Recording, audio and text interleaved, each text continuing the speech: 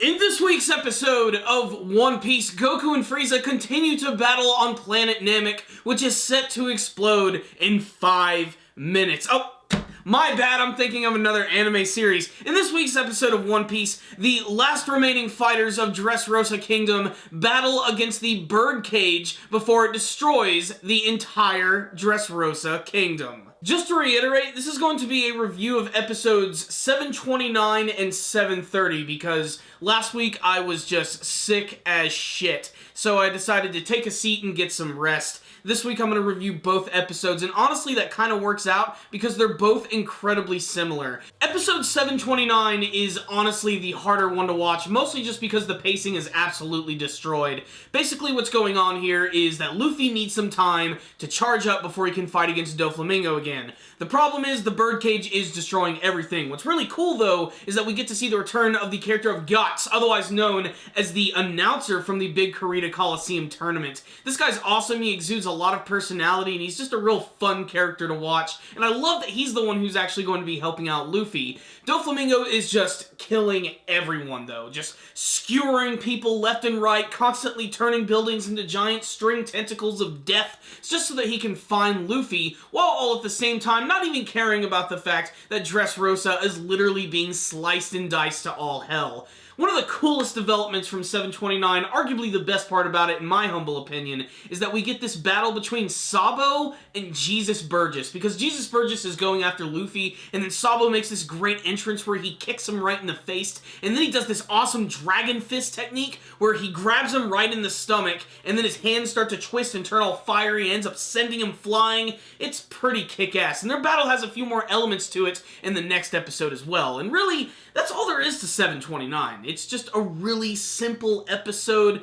It's just basically Luffy running away and Sabo and Jesus Burgess fighting. That's about it. And the fact that Doflamingo, of course, is back. Episode 730 adds a little bit more to the mix. Of course, there's more citizens running away, but what's really interesting is just how desperate it is at this point because they finally all arrived at a point where they can't even move. They're basically completely all stuck together. And what's also really cool is that Princess Mansherry is using her devil fruit powers to heal everyone, which literally take the forms of dandelions, which like spread their flora all over the place. It's honestly a nice, almost fairy tale-ish-esque scene for the series, but I like it. It's a nice juxtaposition to all of the craziness going on in this episode, especially the scenes with Doflamingo where he's just killing all of these random people. It looks really destructive, and there's some disturbing imagery with him literally impaling a lot of these warriors. It's a really cool effect, and it definitely lets you know who the bad guy is in this situation. Of course, it's the evil Princess Mansherry. Not really. Actually, she's just healing people with her tears, which is only going to be a temporary solution, at least according to Leo.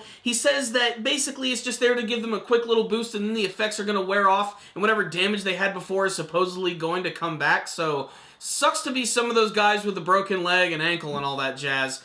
But still, some other cool things about this episode is because she's been healing everybody, all the fighters from Kurita Coliseum come back, and Bartolomeo puts up this huge barrier, and everybody starts to help push, including Nico Robin, and a really nice scene that just gets you pumped up, and you want to be there right with them pushing against this thing. You got Frankie and the Tontada tribe members who are right in front of that big sea stone castle, who are constantly pushing into that, and then you have Kinemon Kanjuro and the badass Zoro, who are just literally trying to stop it with their blades and their swords and their power of hockey, which everybody just goes hockey crazy this week. Everyone uses it, including freaking Jesus Burgess. Another really awesome thing is that we got some more action scenes between him and Sabo, which is basically just Sabo beating the crap out of him, but honestly it looks really cool when he's doing it, when he's just kicking him in the face and smacking him with his weird freaking pipe.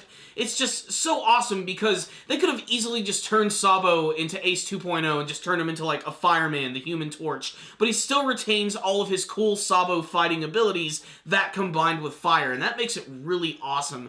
Jesus Burgess is also just a really fun villain because he just doesn't give a shit about anything, all of the destruction around him. They're about to be like sliced to death and it doesn't even mean anything. He just wants to have this badass fight with Sabo, and something about that is really awesome. And Luffy is knocked out for the entire episode. And then you have Doflamingo, who's just pissed off The episode ends with Dressrosa Kingdom about to be destroyed in less than 3 minutes. To be continued screen. So what's the rundown on this week's episode of One Piece? That is to say, the last 2 episodes of One Piece. I really just don't have that much more to say about 729. Like I said, it's just defined by the 2 big events of Luffy running away with the announcer from Kurita Coliseum, and then you had Sabo versus Jesus Burgess.